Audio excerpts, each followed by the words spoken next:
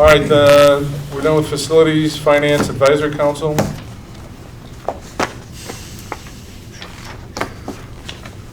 Hold on, I gotta get to that page, please. Okay, so he's got to get in his board book and check that.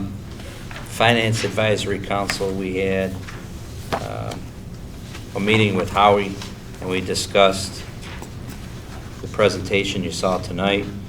Mike was unable to attend, just Gary attended, and we were more or less just trying to line up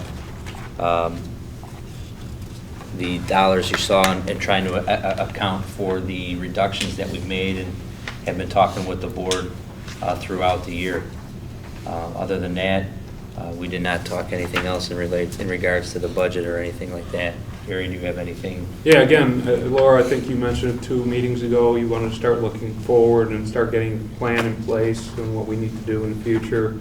Again, that's why I was revisited with Jimmy based on the fact that we have better knowledge of what we spent this year, what we hope to spend next year, and so that we can start looking forward and start looking at that vision on what we need to do going forward and what kind of plans in place we need to start putting in place and timing and get that general sense of timing and what we need to do. Again, as Howie said when he talked about it, these are rough numbers. They're plus or minus based on what actually is going to happen once Tim puts the numbers together based on the actual personnel that retired and the actual impact of health insurance, the actual impact of who ultimately gets benefits and who's not getting benefits. That may go, I think you're projecting it may go, that deficit may go down a little bit. Yes. Yeah, so. But again, it's again to get in front of the board, that general sense of let's look not only next year, let's start thinking about 2 years out, 3 years out, 4 years out, 5 years out. And we moved into the co-op, so that helped that expense. And if you look at the color presentation that came in on page 14 and 15, you'll see whether or not we're at the 20% in 2014. Originally, we were below 20% a year from now, basically. So with all the things that we've done in the last 10, 11 months, we've actually put out into the future, at least by a year or more, going below the 20%. And that's the before and after on page 14 and 15 of the color in the presentation. Okay. Anything else?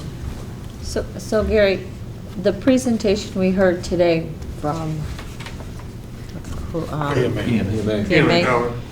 does that throw like a wild card in what you were looking at? No, it doesn't throw a wild card. Again, it's just you put in front of the board those numbers and to throw updated projections. So if you envision what you think the contract negotiation is going to wind up being, you can throw that into these projections and start thinking, oh, we gotta react, 6 months from now, or we can react 18 months from now. It's so that you can see the updated numbers and get a sense on what time frame and how urgent we have to react on a financial standpoint. And the 8% and the 7%, we can put that into the plan? Yeah. As soon as it becomes known out of Springfield. Well, let's put in, we'll do the same thing. We want to know the timing on the boilers, but we also want to know the timing on what should we expect, what's our kind of plan for the rest of the year. So we saw this, which needs to be adjusted again. Then are we wait until we see the first draft of the budget for next year as our next First element draft. in the thought process, or what's the plan? Well, first draft would be June. Tentative is Next scheduled to be approved in July, and you approve the budget in September. But I think what I think the general question we need to be discussing is Howie's production 240,000 off or not. We need to seriously discuss how we're going to address revenues here Okay. over the next 6-8 months. And obviously, what's your plan? And you said we were going to have William Blair, Blair out. I was thinking August or September. Right now, we talked to her to see if we can refinance anything that we currently have out in our debt service, and it wasn't worth it, correct, Tim? We can't refinance the working cash. That was one of the things we talked to her about, just because they're so short-term. She does have something to present to us with regard to refinancing some of the longer-term building bonds. Okay. But that wouldn't necessarily help with our working cash revenue. No. That's no. just to offset. No, she can also talk to us about what That we can do in collection. terms of working cash, yeah. All right, any other questions on finance? All right, Is there an update on the grant? Or it's not really the grant. 8.9, The nothing. building grant. Nothing on the 8.9 million. As Tim stated earlier, we did receive approval for the 50,000 we applied for, and that was going to be used for the 2 projects this summer in regards to construction, or the high-efficiency lighting, and the about 15,000 to go towards the new sign. And we have to front that money, and then we'll be reimbursed by the state. What's the status on the sign? That was what we talked about late, now that we got the grant. The sign, Tim and Joel have been given the go-ahead to pursue a full flow, which is what we discussed at the last cow.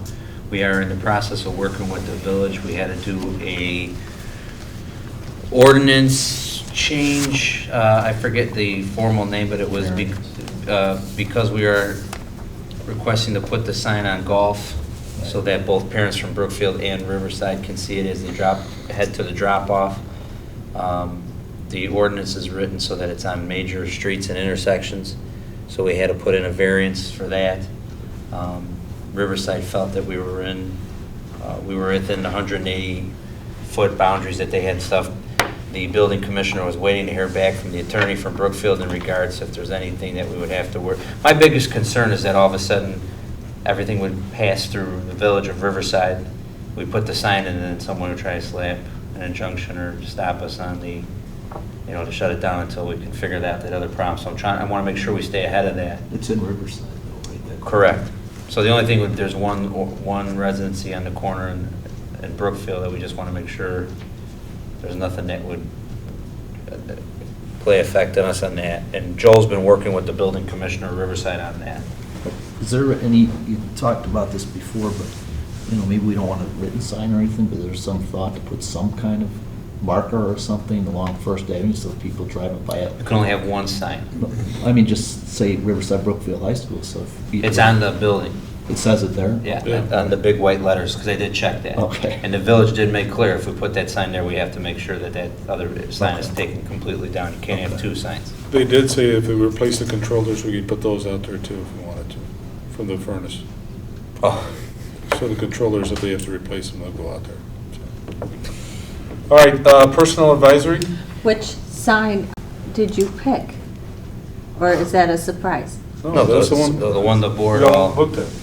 There were the 3 models. I Oh, don't I see, remember yeah. you picking them out. I don't It's a think we report. picked it out. You've never told us. You never told us. The There consensus was a was picture that, of the of the bank picture of the one. one that we brought forward from the bank, that's when everybody Bank said, one. can we get the bank with it? Yeah.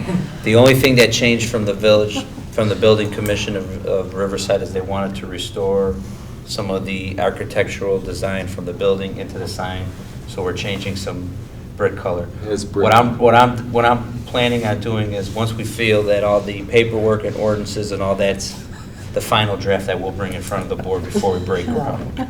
But I don't want to put the cart before the horse. Okay,